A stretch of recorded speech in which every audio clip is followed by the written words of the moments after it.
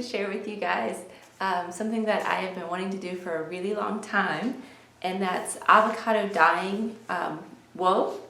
I purchased months and months ago this bare wool from Knit Picks. It's their Stroll fingering weight base. And it has 462 yards, 100 grams. It's 75% superwash merino and 25% nylon. And like I said, it's bare yarn, so it's undyed. And I got it so that I could play with avocado dyeing. I have heard and I've seen that you can dye with the avocado skin and pit and it turns pink, like a blushy type of pink almost. Which I like more of a natural tone in my yarn anyways. So I thought it'd be really fun to experiment with and try. So I've done a little bit of research, and it seems that step one would be to soak this. And I don't need to use a mordant because the pit of the avocado has tannins in it that act as a mordant. So you can skip that step. Supposedly you have to do that typically when you're dyeing yarn to get it prepared to I guess absorb the color, but you don't with the avocado pit. So you take your pit and your avocado skin and you scrub it to clean off all of the actual avocado part that you would eat, because you don't want that in there. I have read that it can make it turn kind of brown. So get off all of that kind of stuff. That would be step one for the avocados. And then you take the pit and your skins. Some of them say to chop up the pit or to cut it in half, and also rip up the skin. And you can use like 2 to 3 for 100 gram skein, or more if you want darker.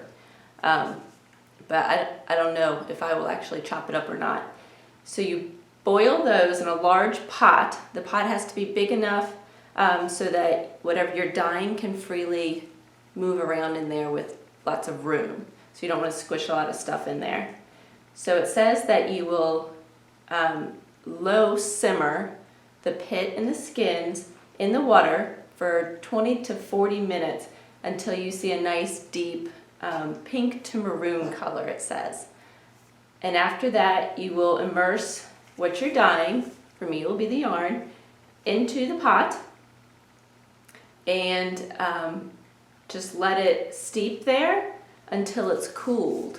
They say 1 to 2 hours, or you can even leave it overnight, and kind of the longer you let it soak, the more vibrant or deeper your color will be. So I'll probably try to leave it overnight to get a nice good color on here. And then after that, you remove it from the dye pot, you rinse it, and you hang it to dry. So I'm very excited to see how it turns out.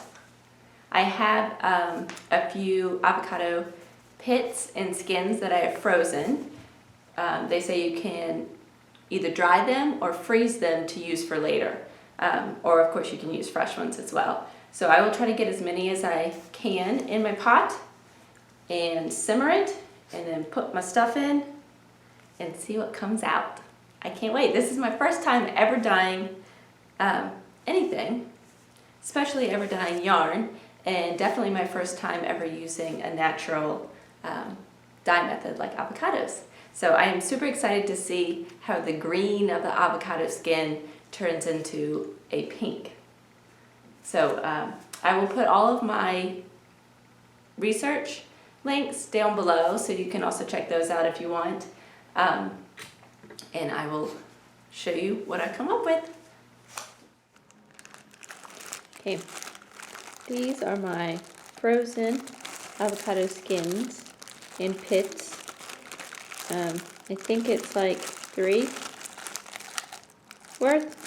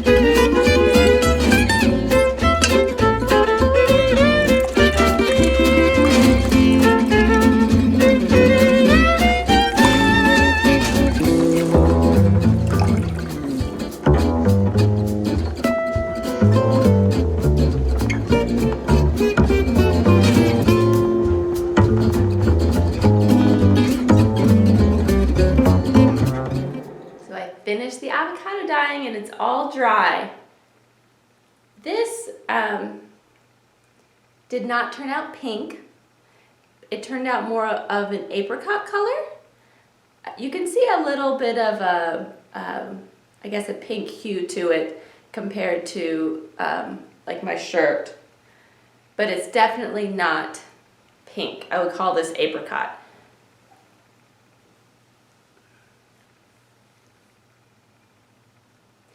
So I ordered 2 more of the Bear Stroll merino yarn to try again and to get enough to make either a sweater or a shawl out of it. And I'm gonna do a few things different the next time I dye it, and I can do a part 2 of the avocado dyeing to show you the changes that I make and how that affects the yarn and the dyeing. I've read that maybe fresh avocados might provide a slightly different color. Also, I just read on allnaturaldyeing.com that the pits create a little more of an apricot, whereas the skins give more of the reddish hue.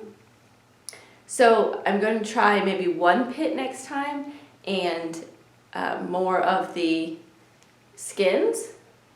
And I'm going to try to do like 5 avocados for my dye bath. I'm not sure how many I had this time, but I think it was 3. And I had 3 pits as well as the 3 skins. So that may have been why it turned out apricot instead of pink. So I'm going to try that. It also says here at allnaturaldyeing.com that the pits could be chopped up, and that'll provide a stronger color. So I can try that. And another thing it says is that if you heat the dye too hot, it'll turn more brown than red. So I'm going to try maybe a longer duration of heating on a very, very, very low setting to see if that changes the color as well. It's, it's natural dyeing, so I don't expect a consistent product necessarily, but I'm curious to see what changes, how the changes affect the yarn. And I may even end up over dyeing this again if I get a nice red hue or pink hue from doing those changes, and see if I can get an even deeper color. This is definitely, it's definitely dyed, and it's definitely an apricot color. So I like the color and I will definitely use it, but I am looking to see if I can get that blushy pink color out of avocado. So thanks for watching, and tune in for my part 2 of avocado dyeing, lessons learned and trial and error, I guess. All right, see you soon.